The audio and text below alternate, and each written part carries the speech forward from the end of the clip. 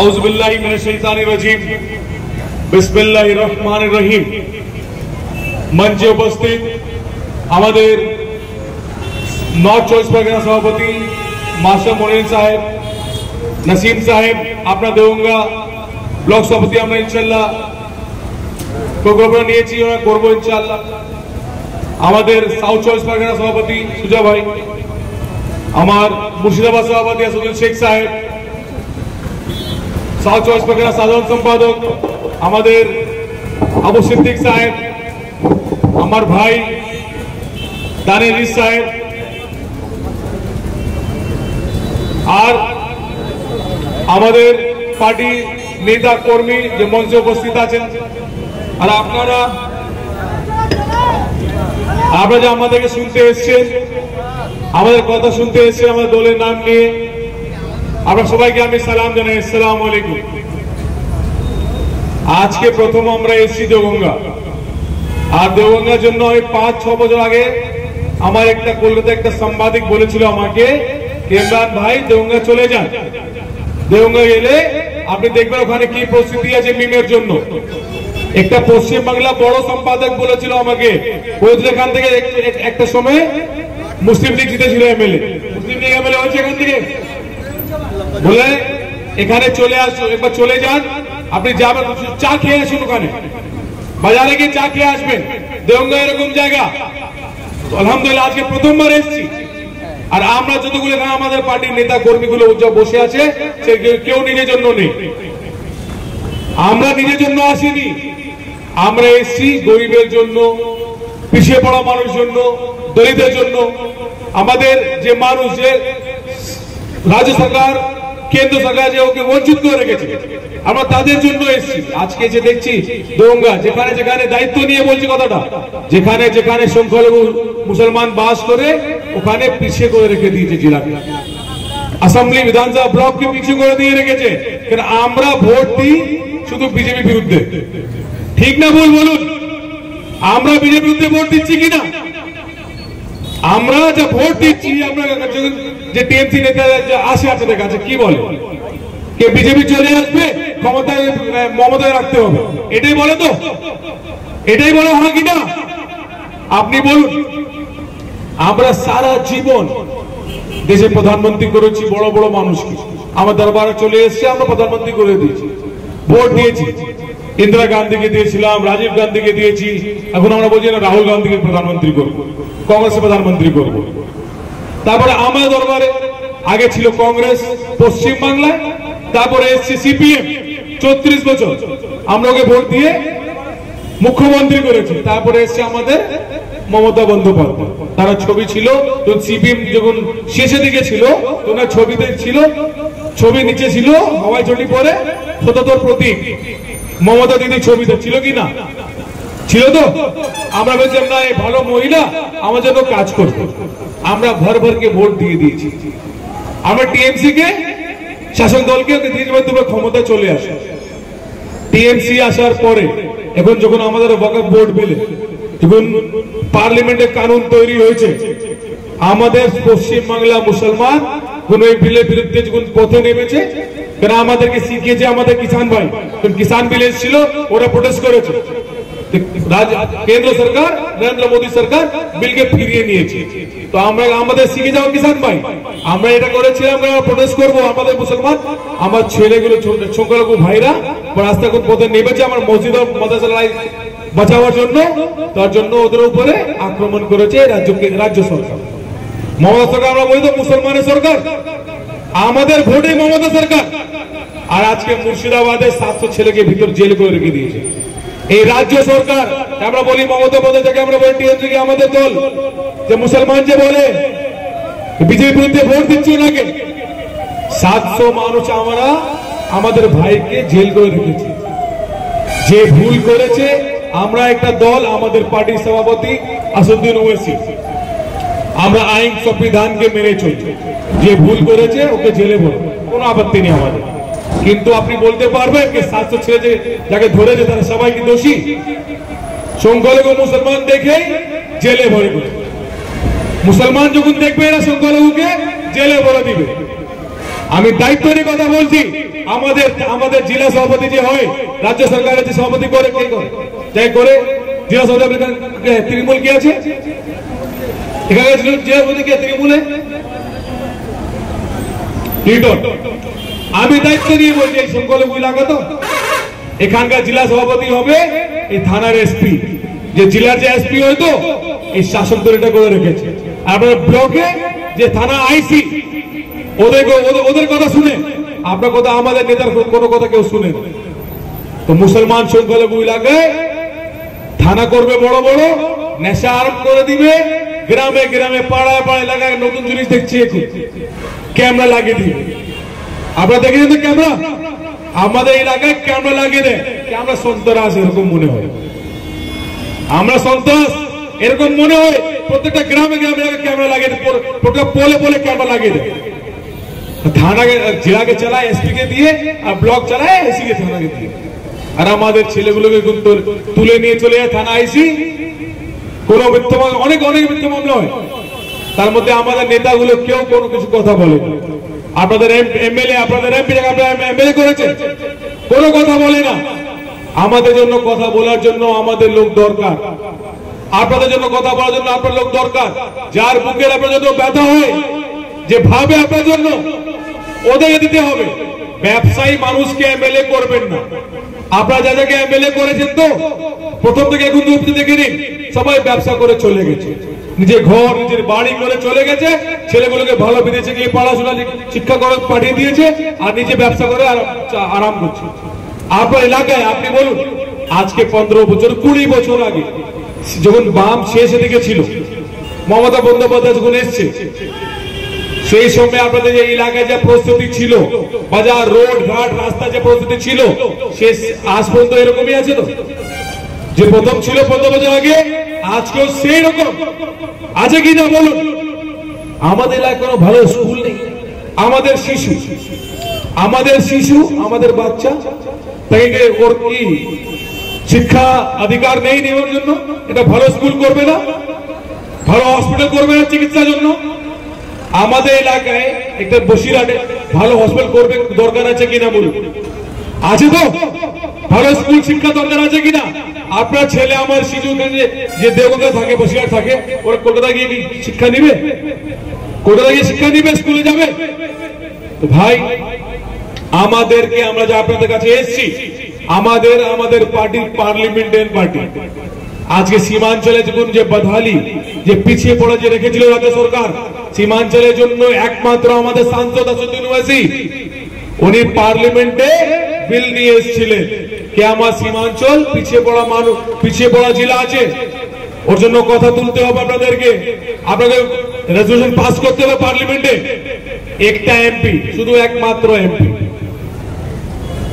এই জন্য বলি ওরা সীমাঞ্চলে যে মানুষ আসাদ সাহেবকে ভালোবেসেছে ওনার কথা বুঝেছে 5টা এমএলএ দিয়েছিল 2020-তে আজকেও 5টা এমএলএ পেয়েছেন ওখানে এই বিহার ইলেকশনে তো আমাদের জন্য কথা বলার জন্য আমাদের পার্লামেন্টে আছে আর আমি দায়িত্ব নিয়ে বলছি আমি আপনাদের কথা আপনাদের যে জেলার যে অসুবিধা যে পাঠাবো ওনার কাছে আপনাদের কথা পার্লামেন্টে তোলা হবে কিন্তু আপনাদেরকে আমার সাথ দিতে হবে আমাদের আর আমাদের জন্য না নিজের জন্য সাথ দিতে হবে নিজের ক্ষমতা অর্জন করতে হবে আমরা যখন যখন বিল এসেছিল পার্লামেন্টে যে আমাদের ভাইগুলো যখন অ্যারেস্ট করেছে এই বোকা বোর্ডের বিলের বিরুদ্ধে দিদি কি বলছে অ্যারেস্ট করেছে আমাদের ভাইগুলোকে আজ পর্যন্ত জেলে আছে অ্যারেস্ট করে নিয়েছে আর তারপরে বলছে যদি তুমি ওয়াকফ বোর্ড বিলের বিরুদ্ধে যদি আন্দোলন করতে চাও তাহলে দিল্লিতে যাও আপনারা সবাই শুনেছেন শুনেন কি শুনেনি দিদি বলছে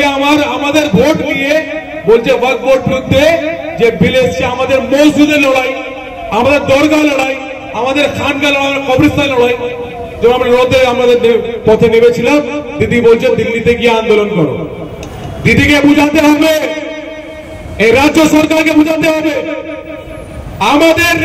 আমাদের ভোটের আমরা যদি 5% ভোট যদি সরিয়ে দিই টিএমসি দেয় তাহলে টিএমসি 70 সিটে চলে আসবে যে 200 সিট নিয়ে অহংকার হয়ে গেছে তো যেরকম রাহুল গান্ধী আর তেজস্বীকে অহংকার হয়েছিল বিহারে আমরা বলেছিলাম 5-6 সিট দিয়ে দাও আমাদেরকে আমাদের রাজ্য সভাপতি বিহারে আখতার ইমান সাহেব 6 সিট দিয়ে দাও আমাদেরকে ওর অহংকার ছিল যে সংখ্যালঘু আমার সঙ্গেই আছে। ওরা জানতো না, এখন মুসলমান সংখ্যালঘু বুঝে গেছে ওদের দায়িত্ব কি আছে, ভোটের ক্ষমতা কি আছে। আর আজকে যখন আমি দেখি, আপনারা দেখুন পার্লামেন্ট ইলেকশন যখন হয়েছিল 2024 লোকসভা ইলেকশন যেদিন রেজাল্ট ছিল, যেদিন পার্লামেন্টের রেজাল্ট এসছে, আমরা দেখছি প্রধানমন্ত্রী নরেন্দ্র মোদী বিজেপি হুকুমত মেরিট চলে আসছে, তো 40 সিট চলে নিয়ে এসছে। আর মুসলমান সবাই বাড়িতে চুপ করে বসে গেছে, সবাই টিভি দেখেছি আর বিজেপি আবার ক্ষমতায় চলে আসছে। আমরা ভয়তে বাড়িতে চুপ করে সবাই মায়ুস হয়ে গেছিলাম। আর আমি দেখেছিলাম এই 14 তারিখে বিহার ইলেকশন যখন রেজাল্ট এসছে, এনডিএ প্রচন্ড বহু বিজেপি পুরো প্রচন্ড বহুমতে ছিল, সবাই বাড়িতে বসে চুপ করে বসে আছে। কিন্তু আমরা 5 সিট জিতেছি আসাদুদ্দিন ওয়াইসি দল। যদি আসাদুদ্দিন ওয়াইসি না থাকতো, এই 14 তারিখ বিহারে রেজাল্ট এসছে, বিহার যদি আমরা নির্বাচনে যদি আমরা না থাকতাম, আমরা যদি 5 সিট যদি না জয় হতাম, তাহলে মুসলমান বিহারে চুপ করে বাড়িতে বসে যেত।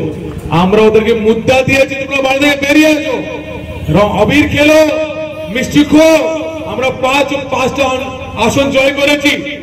তো এই জন্য বলে দিলাম, আমাদের জন্য ভোট দিতে হবে। আপনি যখন ভোট দিবেন, আপনার একটার ভোটের ক্ষমতা, যে আপনার ক্ষমতা আছে না, গ্রামের দোকানদার যে ভোটের ক্ষমতা, আমার দেশে প্রধানমন্ত্রী ভোটের ক্ষমতা এত বরাবর ইকুয়াল সমান আছে। কিন্তু আমরা শুধু আমাদের ভোট দিচ্ছি এদেরকে হাবার জন্য, নিজের জন্য কোথাও ভোট দিই না। এবার নিজের জন্য ভোট দিতে হবে, আমাদের জন্য, আমরা শিশুর জন্য ভোট দিতে হবে, নিজের আমাদের ব্যবসা শিল্প নিয়ে ভোট দিতে হবে, আমাদের স্কুল, আমাদের হাসপাতাল, চিকিৎসার জন্য ভোট দিতে হবে। আর আমাদের কথা তোলার জন্য ভোট দিতে হবে। আমাদের বিরুদ্ধে যখন পার্লামেন্টে বিল তৈরি হয়, তাহলে আমাদের নেতা দাঁড়িয়ে কথা বলতে পারে। পশ্চিমবাংলা আমার 42টা এমএলএ, পশ্চিমবাংলায় আমার 42টা সংখ্যালঘু মুসলমান এমএলএ বলবে, 42টার মধ্যে আমাদের কথা তোলার জন্য একমাত্র এমএলএ, যাকে আপনারা ভাবেন আরেকটা এমএলএ জিতেছে ফুরফুরা থেকে, এই কিছুদিন আগে মমতা বন্দ্যোপাধ্যায়ের সঙ্গে বসে চা খাচ্ছিল, দেখেছেন আপনারা? দেখেছেন কি দেখেননি? বলুন, আপনি যদি ভাববেন কাকে ক্ষমতা দিবেন, কাকে ভোট দিবেন, মানুষ ভেবে দিবেন। জিতবো হারবো জানি না, জিতবো আমরা, হারবো জানি না। কারণ আমরা 70-74 বছর ভোট দিয়েছি, 79 বছর আমাদের স্বাধীন, 78-79 বছর হয়ে গেছে, আমরা ভোট দিয়ে এসেছি। কিন্তু আমরা যখনও ভোট দিয়েছি, আপনি নিজে মন দিয়ে কথা বলুন, যতদিন আমরা ভোট দিয়েছি কোনদিন আমরা আমাদের জন্য কিছু কল্যাণ হয়েছে? আমার জন্য কোনো কাজ হয়েছে? আপনার জন্য কোনো কাজ হয়েছে? এবার ভোট দিতে হবে নিজের জন্য, নিজের ক্ষমতা অর্জন করতে হবে। কেউ ক্ষমতা দেয় না। আর আমাদের এখানে যে বুদ্ধিজীবী মানুষ, যে ব্যবসায়ী মানুষ, যে শিক্ষা দিকে বড় বড় স্কুল, যার স্কুল শিক্ষক আছে উনি, আপনারা বুঝুন, আপনাদের জিম্মাদার আল্লাহ দিয়েছে, আপনার ক্ষমতা আল্লাহ দিয়েছে। আর আমরা মানি জীবন, আমাদের যে জীবন আছে, মরার পর আল্লাহকে উত্তর দিতে হবে। আমরা পৃথিবীতে যা কিছু করি আল্লাহকে উত্তর দিতে হবে। তাহলে আপনারা ভাবো, আল্লাহ যত ক্ষমতা দিয়েছে, আল্লাহ প্রশ্ন করবে আমাদের সবাইকে। আমি আমার কাজ পূরণ করছি, আমি আপনার সামনে এসে কথা বলে যে ক্ষতি করে গেছে না, যে আমাদের পিছিয়ে করে গেছে, যে দুর্নীতি আমাদের বিরুদ্ধে চলছে, আমি আমার কাজ কথা বলে দিয়ে আপনাকে আমরা ক্লিক করে দিলাম। মরার পরে যাবো আল্লাহর কাছে, বললাম আমি কাজ করেছি, আমি কথা বলেছি, আমি মানুষকে বুঝিয়েছি ওর বিরুদ্ধে। যখন কেন্দ্রে নরেন্দ্র মোদী ছিল, যোগী আদিত্যনাথ ছিল, অমিত শাহ ছিল, আমি ওর বিরুদ্ধে কথা তুলেছি। যখন মমতা বন্দ্যোপাধ্যায় আমার যখন আমাদের মসজিদের উপর হামলা হচ্ছিল, আমাদের মাদ্রাসার উপর হামলা হচ্ছিল, আমার কবরস্থানের উপর হামলা হচ্ছিল, মমতা বলে দিল্লি থেকে আন্দোলন করো, তাহলে আমি ওর বিরুদ্ধে বলেছি। দিদি বলে সব থেকে বড় শত্রু আমি, যদি কেউ প্রোটেস্ট করে সব থেকে বড় শত্রু আমি। তো আমি বলি দিদিকে আজকে, আমি যদি মসজিদ বাঁচাওয়ার লড়াই আমার লড়তে হয়, আর আপনি যদি বলেন শত্রু, তাহলে আপনার সাথে আমি নরেন্দ্র মোদীর শত্রু হয়ে যাব। মসজিদে লড়াই লড়তে গেলে আমরা জান প্রাণ চলে যাবে, কোনো অসুবিধা নেই। আমরা জীবন, আমাদের জীবন, আমরা জীব আল্লাহ নবী, আল্লাহ নবী যে আমার তরিকা বলে বুঝিয়ে দিয়েছে, তা সেরকম জীবন। তো জীবনে আমরা ভাবতে হবে, অনেক বছর হয়েছে আমরা স্বাধীন আছি, আমরা মনে আছে আমাদের যে পূর্বপুরুষ, আমাদের বাপ দাদারা যখন লখনৌ আমরা স্বাধীন, যখন আমাদের দেশ হয়েছে, লখনৌ ময়দান ছিল, ময়দানে বসে বলছে আমরা রাজনীতি করব না, আমরা রাজনীতি করব না, আমরা নিজে দল করব না। আমাদের পূর্বপুরুষ বলে গেছে লখনৌতে আজাদি, যখন দেশ স্বাধীন হয়েছে তারপরে আমরা কিছু করব না রাজনীতি, আমরা অমুক দলকে সাপোর্ট করব। আমরা কংগ্রেস সাপোর্ট করেছিল সময়, এখন কংগ্রেস, তারপর সিপিএম, টিএমসি, আর কিছুদিন পরে অন্য দল যখন টিএমসি, আমরা যখন এত দুর্নীতি থেকে আমরা হয়ে যাবো না, টিএমসি লাগবে না, আর একটা অন্য দল দাঁড়িয়ে যাবে, তা আমরা ওর পিছনে ছুটবো। তো ভাই চোখ বন্ধ করে কিছু কাজ করবেন। আল্লাহ পাক আমাদেরকে আকল দিয়েছে, আল্লাহ পাক আমাদের দিমাগ বুদ্ধি দিয়েছে, বুঝতে হবে। আর একটা হাদিস বলে যাই, আল্লাহ নবী হাদিস শুনবেন ভালো করে ভাই। যদি কোনো মানুষের, যদি কোনো মানুষ কোনো মশলাতে যদি আপনাকে ধোকা দিয়ে দেয়, কেউ মানুষ আপনি কাউকে ভরসা করেছেন মানুষের উপরে, ও আপনাকে ধোকা দিয়েছে, তাহলে কোনো অসুবিধা নেই। কিন্তু যখন পরে আবার ওই মানুষের আপনাকে আবার ধোকা দিয়ে দেয়, তা আপনি ইমানওয়ালা নেই। এই আল্লাহ নবীজি হাদিস আছে, আল্লাহ নবীজি হাদিস আছে। আর আমরা এটাকে দিয়ে যাচ্ছি, ভোট দিয়ে, কোন কথা নেই। আমরা ভোট দিয়ে বিজেপি, আর একটা কথা বলি, দায়িত্ব নিয়ে কথা বলছি, আমাদের পুরো দেশে বিজেপির বিরুদ্ধে যদি কেউ ভোট করছে, বিজেপি ও নরেন্দ্র মোদীর বিরুদ্ধে যদি কেউ ভোট করে, তার নাম হলো মুসলমান। শুধু মুসলমান বিজেপির বিরুদ্ধে ভোট করছে সারা দেশে।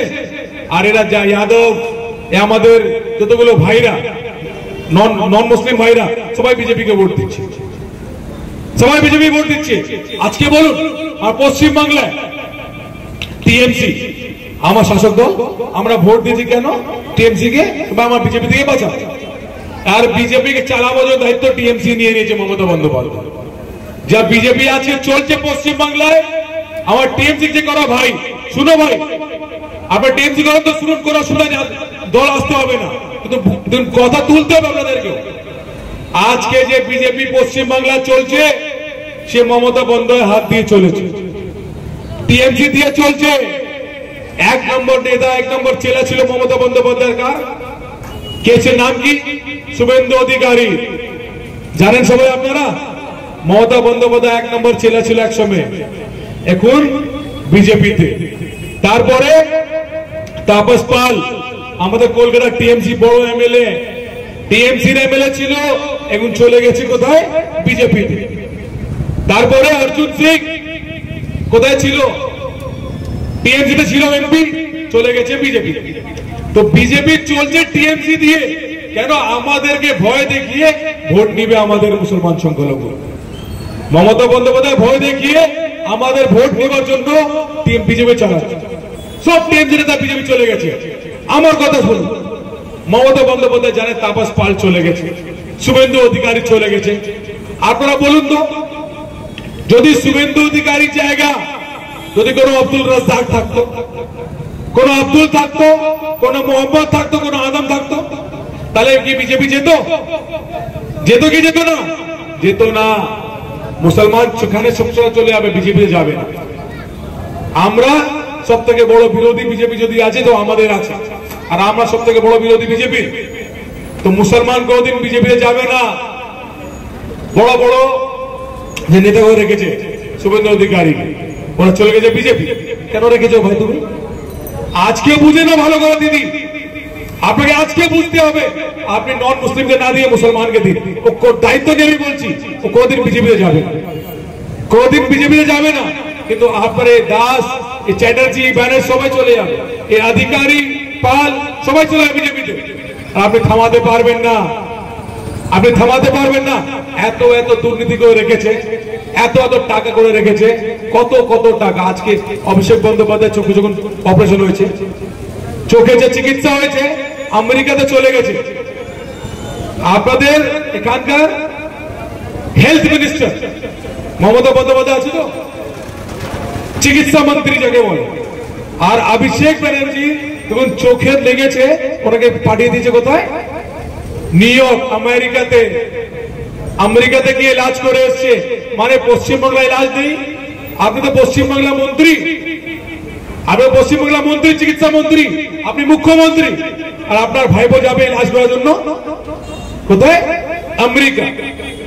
আর পশ্চিমবাংলায় অভিষেক বন্দ্যোপাধ্যায় জিতেছিল 10 লক্ষ ভোটে, লোকসভা ইলেকশন জিতেছিল অভিষেক বন্দ্যোপাধ্যায় 10 লক্ষ ভোটে। ভাবুন তো, আমাদের নেতা, আমাদের ভাই বিরুদ্ধে টিএমসি যে আমাদের নেতা একটা ওখানকার জেলা পরিষদ জিতে চলে যায়, শুধু জেলা পরিষদ লড়াই করার জন্য, জিতার জন্য অভিষেককে এমপি করে রেখেছে। কেন?